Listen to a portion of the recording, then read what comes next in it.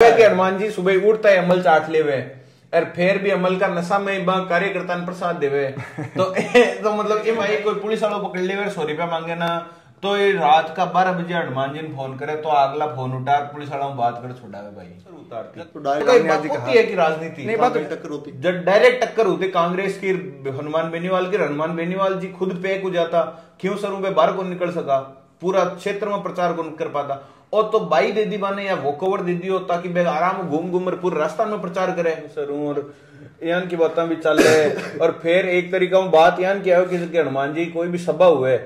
जटे कुछ कार्यकर्ता तो यान का हुआ जगह भिन प्रसाद लिया तो बाको पेट कौन भरी जाए या कोई भिन प्रसाद लिया बाकी सभा पूरी को नहीं होती यहाँ बाहर जयपुर में भी हनुमान जी यान का किसा हाथी होगा जगह ने पटकवा खातर सगड़ा ने एक गुण पड़ रहे हो मतलब यान वो कहीं है। नमस्कार दोस्तों, मैं भूपेंद्र चौधरी। नमस्कार मित्रों, मैं उज्जवल सिंह राठौड़। आज हमारे साथ राजस्थान के इस चुनावी दंगल पर चर्चा करने के लिए जुड़े हैं राजस्थान यूनिवर्सिटी के लॉ कॉलेज के छात्र नेता नरेश बिडिया सर, जो खुद भी राजस्थान की सबसे हॉट सीट खींवसर विधानसभा के भावंडा नामक गांव से ताल्लुकात रखते हैं। तो स्वागत करते हैं नरेश जी का सबसे पहले इस चर्चा में। धन्यवाद आपका। तो नरेश जी, क्या लगता है आपको खींवसर विधानसभा के समीकरण इस बार किस दिशा में जा रहे हैं? खींवसर विधानसभा का समीकरण इस बार आमने सामने का है। घना गठजोड़ वाली बात कोनी है, कोई गठबंधन वाली बात कोनी है, सीधी लड़ाई है, खुला मैदान है, खुला घोड़ा है। तो क्या लगता है आपको नरेश जी, किन किन के बीच मद्देनजर आपको टक्कर देखने को मिल रही है? टक्कर इस बार अगर अपा बटे जमनी स्त्री और जमनी रिपोर्ट देखा तो इस बार टक्कर हकीकत में तो आरएलपी और बीजेपी के बीच माने चला है। लेकिन खुला घोड़ा और खुला मैदान वाले थे बात करी। अब खुला घोड़ा और खुला मैदान वाली बात तो ज्योति मिर्दा हनुमान बेनीवाल की। अब ना तो बताऊं ज्योति मिर्दा लड़े क्यों सरू ना नागौर हनुमान बेनीवाल लड़े। जब माँ के हिसाब तो लोगों की भी राय एक तरीका पूरा राजस्थान में बन रही है कि कोई खुला घोड़ा कोई खुला मैदान को नहीं। अशोक गहलोत जको है एक तरफा सपोर्ट करो है हनुमान बेनीवाल को और हनुमान बेनीवाल एक तरफा चुनाव जीत जाए क्योंकि कांग्रेस टिकट दियो एक यान का उम्मीदवार ना जको जिंदगी को पहलो चुनाव लड़ रहे है क्योंकि जगह का वोट सिर्फ एक पर्टिकुलर क्षेत्र तक सीमित है। तो फिर तक क्या कह सको कि भाई बीजेपी और आरएलपी के बीच में टक्कर है। लाडला चुनाव आप देखा अगर खींवसर विधानसभा और नागौर विधानसभा माने तो आरएलपी बाई इलेक्शन लड़ियो तो आरएलपी प्लस बीजेपी के गठबंधन लड़ियो और एमपी साहब जद हनुमान जी बेनीवाल अपने नागौर जद लोकसभा चुनाव लड़ियो तो वो टायर और बोतल दोनों मिलाए प्राण तो बीजेपी ने टाइम ने बीजेपी और आरएलपी ने मिलाए प्राण। तो कहीं ना कहीं आपको नहीं लगता नरेश जी के पिछली बार हरेंद्र जी को टिकट दिया था, इसकी बदौलत कांग्रेस पार्टी इतने वोट लाने में कामयाबी हासिल कर पाई। इस बार हरेंद्र जी को आपने नागौर भेज दिया है, कुचेरा से जो चेयरमैन है तेजपाल जी युवा चेहरे के रूप में आपने वहां से उनको उतारा है और नीचे आपका ही कांग्रेस पार्टी के प्रत्याशी जो टिकट मांग रहे थे दुर्ग सिंह जी वहां से निर्दलीय लड़ रहे हैं। तो इस में आपको क्या लगता है? तो इस बार हरेंद्र जी ने कांग्रेस नागौर टिकट दे दियो देनो तो खींवसर चाहिए तो खींवसर की जनता भी चाहती कि भाई हरेंद्र जी अब के मैदान में आवे क्योंकि लाडला भाई इलेक्शन में हरेंद्र जी सिर्फ और सिर्फ 4,500 वोटों ही हरिया है, ज्यादा 4,000 वोटों ही हरिया। हाँ इतना वोटों ही हरिया है और अब इन्हें अपने नागौर टिकट दे दियो कांग्रेस तो माने समीकरण जी तो मन यूं लागे है कि आरएलपी का ही दो मजबूत स्तंभ, एक तो जगह प्रधान प्रतिनिधि है अपन मुंडवा का रेवंत राम जी डांगा और जगदीश बढ़िया सर है। ये लोग हाथों हाथ ही आरएलपी ने छोड़ प्राण बीजेपी में आया तो समीकरण थोड़ा बीजेपी के फेवर में ज्यादा होगा तना। तो फिर के हिसाब देखो जावे जो 2018 में जो कांग्रेस का उम्मीदवार रहा जगह रिटायर्ड डीआईजी है सवाई सिंह जी चौधरी साहब जगह पहली बार कोई यहाँ को उम्मीदवार हुई जो बेनीवाल ने भी कहा गठबंधन टक्कर दे बम कामयाब हुई वे सवाई सिंह जी 65,000 वोट ले रहा। जबकि बी टाइम सवाई सिंह जी खुद नागौर तैयारी करा फिर मन एन टाइम पर क्यों सर भेजो फिर वे बेनीवाल ने कड़ी टक्कर दी।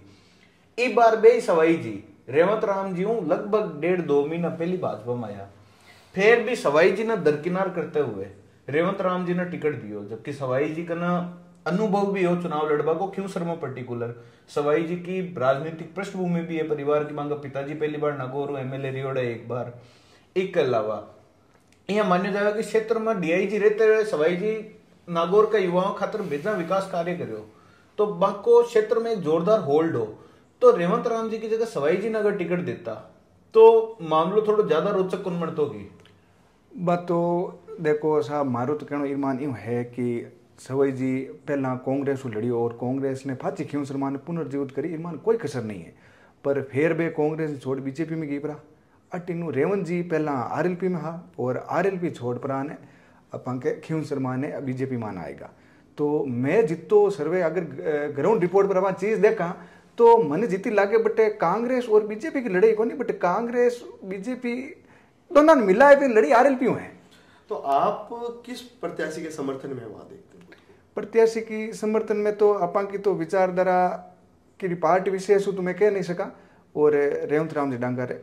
पक्षमान। लेकिन रेवंत राम जी के जब रेवंत राम जी ने प्रधान के हिसाब ही टिकट दियो, फिर तो जगदीश बिडिया सर जी को भी टिकट बनो कायदा, फिर तो जगदीश बिडिया सर जी में कहीं कमी रखी रेवंत राम जी कंपैरिजन नहीं, जगदीश बिडिया सर जी में कमी कोनी है। रेवंत राम जी बहुत ही सरल स्वभाव का है और दूसरा थोड़ा सीनियर भी है और लोगों का भी जुड़ाव भी है। हाँ, जगदीश जी भी है लाइनमान, लेकिन सीनियरिटी थोड़ी अपन रेवंत जी के पक्षमान ही बार। नरेश जी, अब अगला जैसे सवाल आपसे देखा जाए,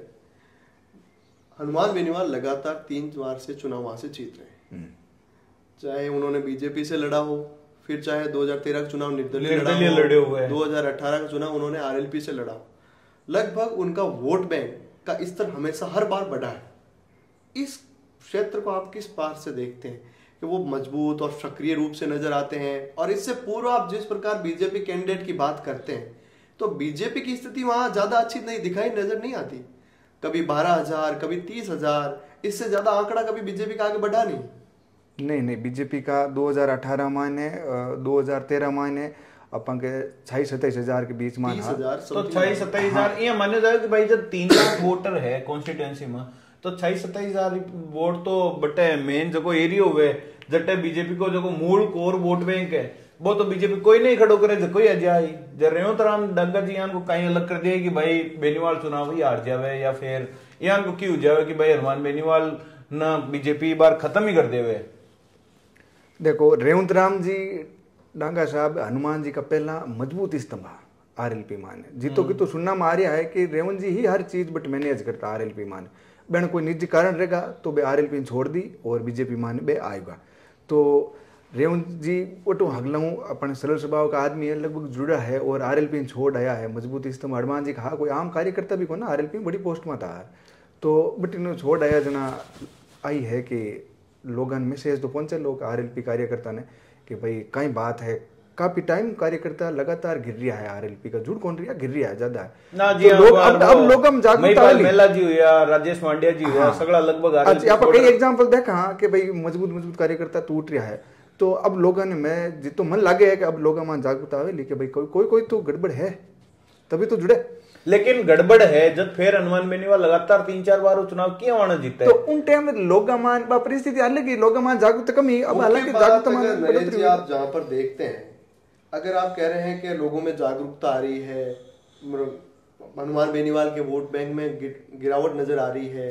पार्टियां नजदीक पहुंच रही है, तो उस स्तर में तो कांग्रेस का उनके सबसे ज्यादा टक्कर होनी चाहिए। बीजेपी तो कहीं इस पर नजर ही नहीं आ रही। और फिर एक तरीके से कांग्रेस ने तो हनुमान बेनीवाल को वॉकओवर दे दिया कि भाई तेजपाल मिर्जा को चुनाव लड़ा है। तेजपाल मिर्जा का जो कोर वोट बैंक है वो सिर्फ एक पर्टिकुलर क्षेत्र तक सीमित है और उस क्षेत्र में हनुमान बेनीवाल वैसे भी कमजोर समझे जाते हैं तेजपाल मिर्जा के होल्ड के चक्कर में।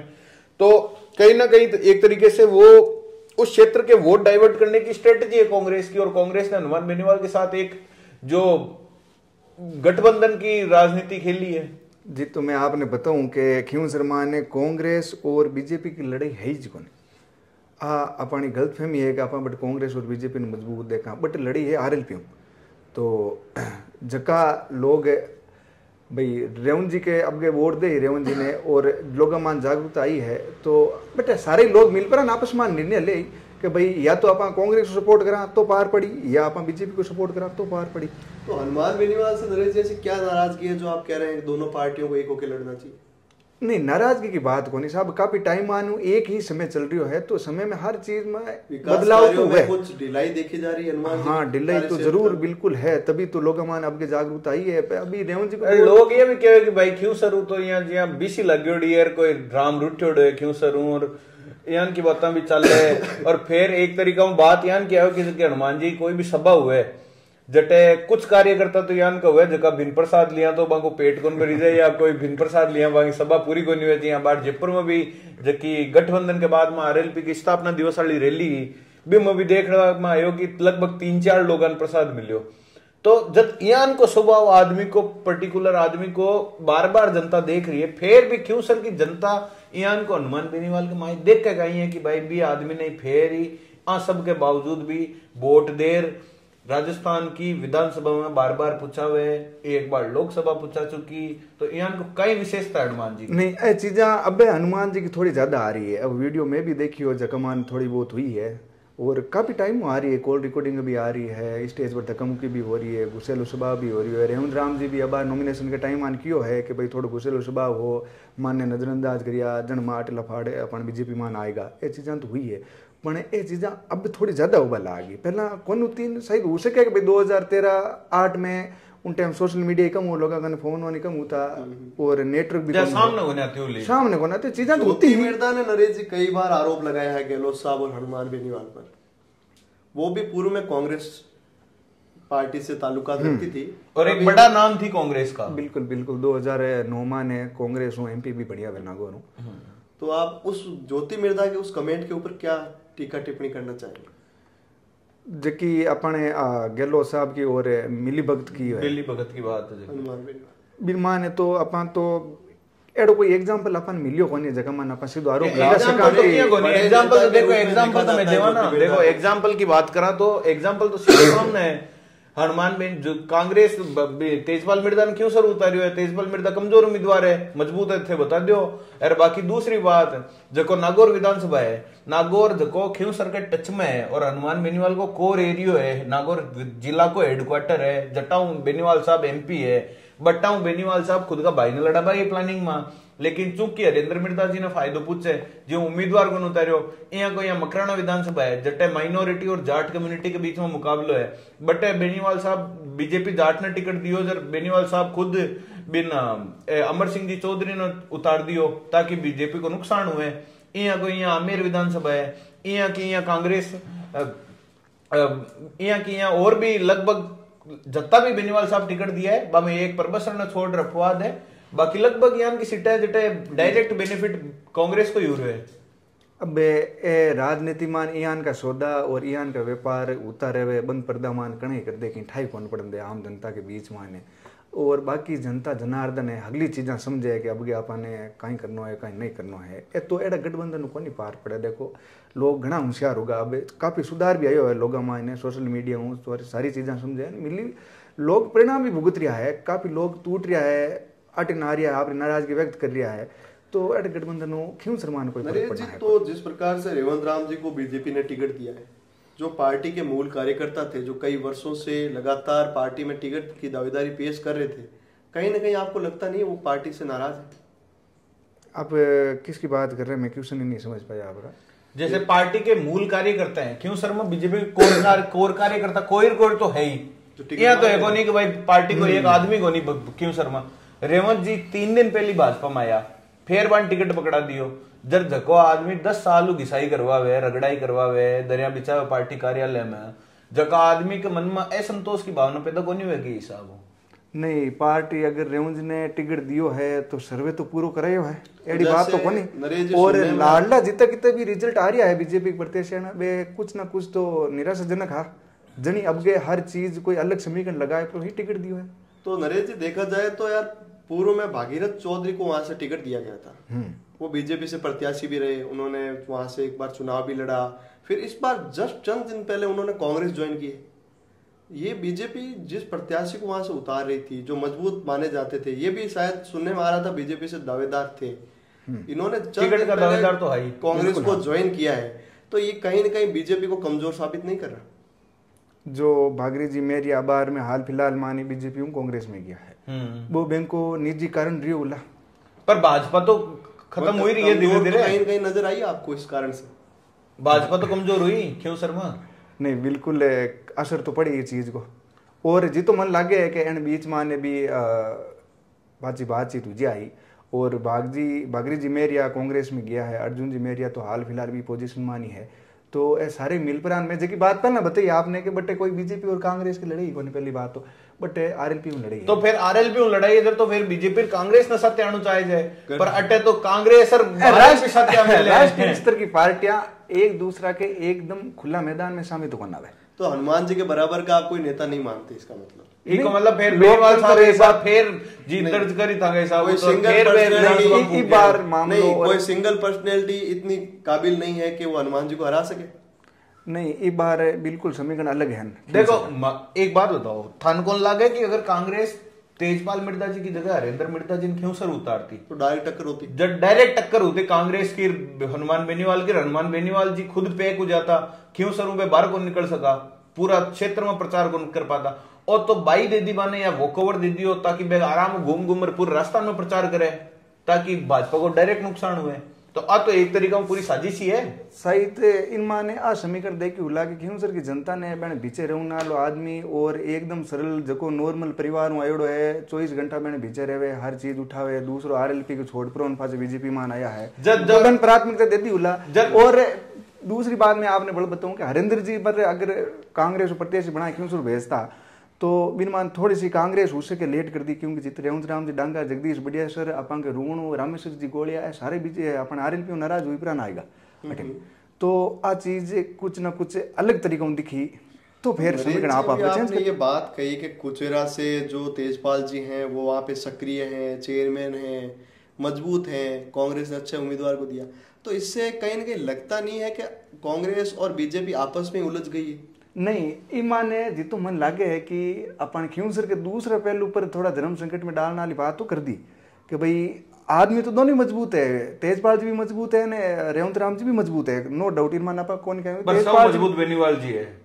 लड़ाई बेनीवाल जी आरएलपी के वोट लड़ाई बेनीवाल जी नुकसान पहुंचा जब लड़ाई बेनीवाल जी उधर तेजपाल जी को काल परचो उठवा लियो नहीं परचो उठानो बे सिंपल चुनाव लड़े यहाँ परचो कौन उठे देखो परचो उठा लिया फिर तो डायरेक्ट लड़ाई जाए भाई देखो दोनों ताकत एक उड़ लड़े। हमारी बात सुनो अबे 3-4 आदमी लड़ रही आपस में है क्यों सर तो अबे धर्म संकट मान कौन पचिया जका आरएलपी का दूसरा पहलू मान है तो ए लोग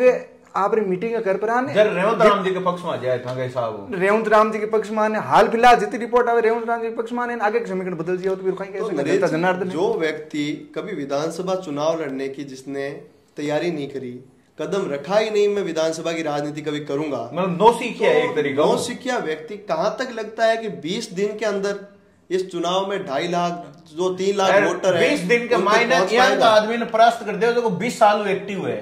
एक तरीका देखा जाओ 20 साल हुए हैं। और इस चुनाव में आपके एक मुख्य क्वेश्चन तो भूल ही गया दुर्ग सिंह जी वहां पर 2 बार दूसरे नंबर पे रह चुके हैं। हाँ तो फिर कांग्रेस का तेजपाल जी की जगह दुर्ग सिंह जी ने टिकट देना चाहिए। हाँ दुर्ग सिंह जी को तो यूं है कि दुर्ग सिंह जी पहला बसपा में लड़िया 2 चुनाव बसपा में लड़ लिया फिर वे गया बीजेपी माने ठीक है बीजेपी माने किया बहन नजरअंदाजी हुई या कोई निजी कारण रहेगा बोला फिर भी बीजेपी छोड़ वापस कांग्रेस में आएगा कांग्रेस में बात बैठी नहीं तो वे वापस निर्दलीय के रूप में आएगा तो उसे क्या कि पार्टी ना चीज पसंद को नहीं कि बार बार आप चेंज कर क्या लगता है कि वो भी कुछ वोटों का नुकसान करेंगे आप